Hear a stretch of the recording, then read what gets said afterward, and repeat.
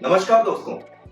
Permanent account number यानी कि pan card आप सबने सुना होगा, आप में से काफी के पास होगा भी। पर क्या आपने कभी ये सोचा कि पैन कार्ड है क्या और इसकी जरूरत क्यों पड़ती है? अगर आप एक एनआरआई हो, इंडियन सिटीजन हो या फिर आप एक फॉरेन सिटीजन हो, आप सभी के लिए पैन कार्ड वैल्यूएबल हो सकता है और इसकी जरूरत आप सभी को पड़ सकती है। ये जो पैन कार्ड होता है, इसको रेगुलेट करना, इसको मॉनिटर करना और आपकी जो भी ट्रांजैक्शंस हो रहे हैं उनको ट्रैक में रखने के लिए सेंट्रल बोर्ड फॉर टैक्सेस, ये जो डिपार्टमेंट है जिसके अंडर इनकम टैक्स डिपार्टमेंट काम करती है, इन्होंने इसको इंट्रोड्यूस किया कि आपके जो भी ट्रांजैक्शंस हैं वो उसको कैलकुलेट कर सके, मेजर कर सके और उसके बेसिस पे वो बता सके कि आपकी क्या टैक्सेबिलिटी आती है और आपकी इनकम को वो टैक्सेबल बनाता है। अब इसकी जरूरतें कहां कहां पे आती हैं? When exactly you need this?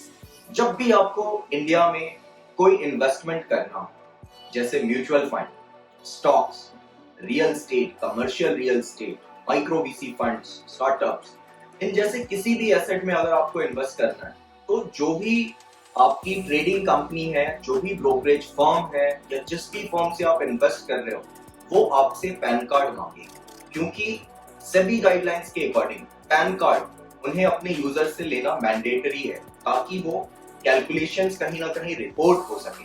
उनका एक, आप ऐसे कह लो, एक बही खाता बना हो।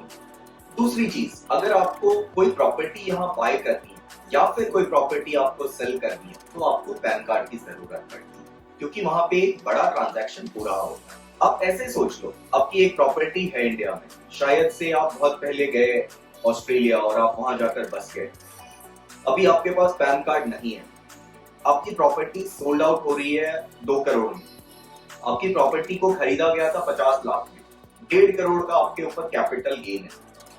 जो बायर है आपका, वो ऑटोमेटिकली 20 से 30% के बीच टीडीएस डिडक्ट करता है।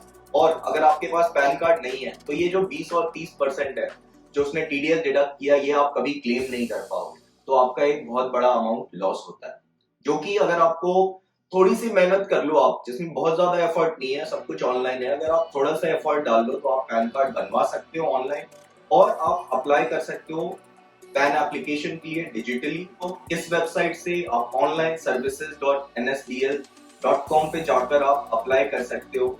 वहां पे कुछ डॉक्यूमेंटेशंस आपको अपलोड करने पड़ती है, मैं अभी आपको वो भी बताऊंगा आप कैसे कर सकते हो।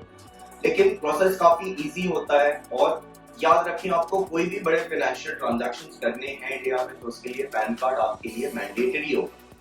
तो आप ये ना सोचो कि आप बाहर रहते हो और आपके पास पैन कार्ड नहीं है तो आप कुछ नहीं कर सकते, वो लॉसेस में ही जाएंगे आपके। ऐसा नहीं है, अगर आप थोड़े से एफर्ट डालो आप पैन कार्ड बनवा लो। मैं ये वीडियो इसीलिए बना रहा हूँ क्योंकि काफी सारी क्वेरीज आती थी कि क्या हमें पैन कार्ड बनाना चाहिए, क्या ये एक इजी प्रोसेस है। तो इसका आंसर यही है कि हाँ, प्रोसेस इजी है, थोड़ा सा एफर्ट आपको डालना है, थोड़े से डॉक्यूमेंटेशंस आपको अपलोड करने हैं, कुछ ओटीपी डालने हैं आपको और आपका काम हो जाएगा।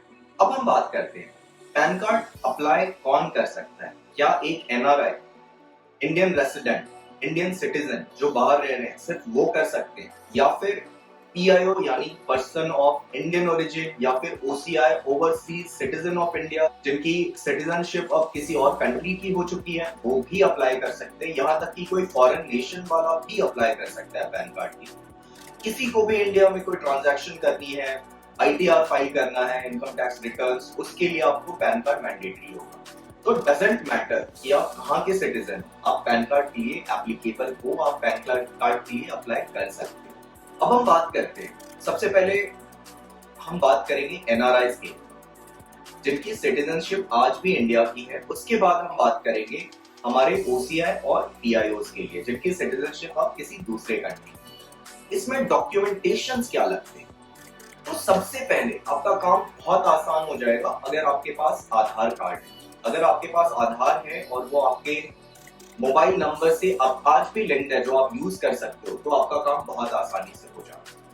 आपको आधार कार्ड के साथ कोई भी एक और आप डॉक्यूमेंट यानी कि आइडेंटिटी प्रूफ आप यूज करते हो, उसको यूज करते हुए आपको 2 फोटोग्राफ शेयर करने पड़ते हैं। तो इन टोटल अगर मैं बताऊं तो एक आधार कार्ड प्लस आपका कोई एक आईडी प्रूफ यानी कि आपका ड्राइविंग लाइसेंस हो सकता है वो, आपका वोटर आईडी हो सकता है वो, आपका बैंक अकाउंट स्टेटमेंट हो सकता है जिसमें एड्रेस प्रिंटेड हो, सेम एड्रेस, और साथ में 2 फोटोग्राफ। इतना काफी हो जाएगा आपके पैन कार्ड को अप्लाई करने की। दूसरी कंडीशन की बात करें अगर हम एनआरआई डिवीजन में, तो अगर आपके पास पैन कार्ड नहीं होता है तो उस केस में आपको क्या डॉक्यूमेंट्स प्रोवाइड करने हैं? आपको एक तो कोई भी इंडियन आईडी प्रूफ, वहां पे या तो अगर आपके पास कोई बैंक अकाउंट आज भी रेसिडेंट है जो कि लीगली नहीं होना चाहिए, बट फिर भी अगर आपके पास उसका पासबुक है जिसका आपकी एड्रेस प्रिंटेड है या फिर उसका स्टेटमेंट जिसका एड्रेस प्रिंटेड है, तो आप उसको यूज कर सकते हो एक एड्रेस प्रूफ के लिए। आप कोई भी ड्राइविंग लाइसेंस या वोटर आईडी का प्रूफ अगर आपके पास है आप उसको यूज कर सकते हो। आपके पास अगर बर्थ सर्टिफिकेट है जिसपे एक एड्रेस मेंशन हो, आप उसे भी यूज कर सकते हो। अगर आपके पास कोई एनआरओ या एनआरई अकाउंट है आप वो यूटिलाइज कर सकते हो इस प्रोसेस के लिए, या फिर आप अपना पासपोर्ट कॉपी यूज कर सकते हो इससे अप्लाई करने। यहाँ पे दोनों ही रेसिडेंट के केसेस में जिसमें आधार है या नहीं है, दोनों में ही आपको एक फॉर्म के लिए जाना है, वो है फॉर्म 49A। अब बात करते हैं पीआईओस यानी पर्सन ऑफ इंडियन ओरिजिन या फिर ओसीआई जो कि कहीं और किसी और कंट्री के सिटीजन हैं आज के डेट में। उनके लिए क्या डॉक्यूमेंट्स लगते हैं जब वो पैन के लिए अप्लाई करते हैं? तो सबसे पहले आप वेबसाइट पे जाओगे, मैं डिस्क्रिप्शन में भी वो लिंक ड्रॉप कर रहा हूँ, आप वहां से भी एक्सेस कर सकते हो। आपको बस उस लिंक पे जाना है और आपको फॉरेन सिटीजन चूज करना है। जब आप फॉरेन सिटीजन चूज करते हो तो आपको कुछ इस तरह के डॉक्यूमेंट्स चाहिए होते हैं जिसके बेसिस पे आप पैन कार्ड के लिए अप्लाई कर सकते हैं। इसमें किस तरह के डॉक्यूमेंट्स की जरूरत होती है? तो अगर हम बात करें आइडेंटिटी प्रूफ की, तो यहाँ पे आपका ओसीआई या फिर आपका पीआईओ कार्ड जो होता है ये आइडेंटिटी प्रूफ के लिए काम कर जाएगा।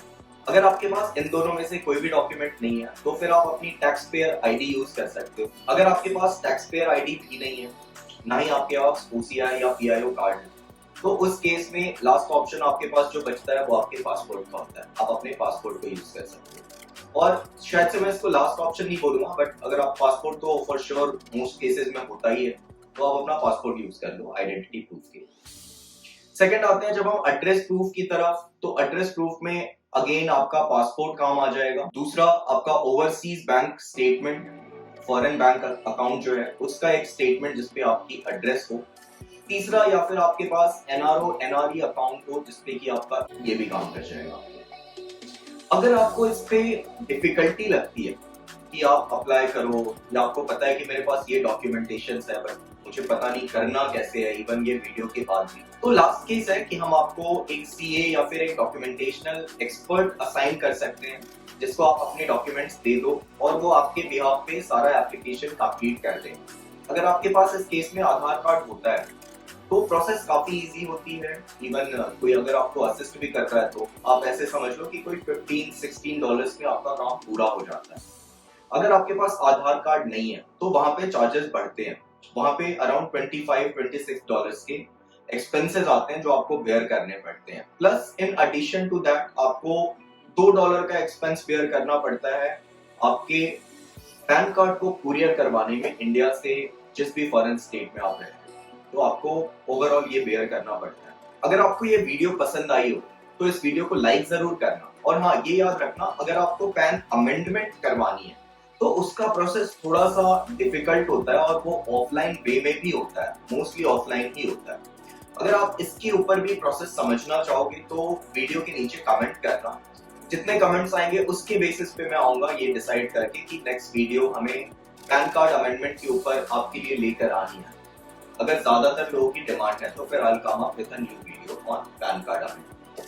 अदरवाइज इससे रिलेटेड कोई भी डाउट्स हो तो आप कमेंट करो हमें, वी विल हेल्प यू।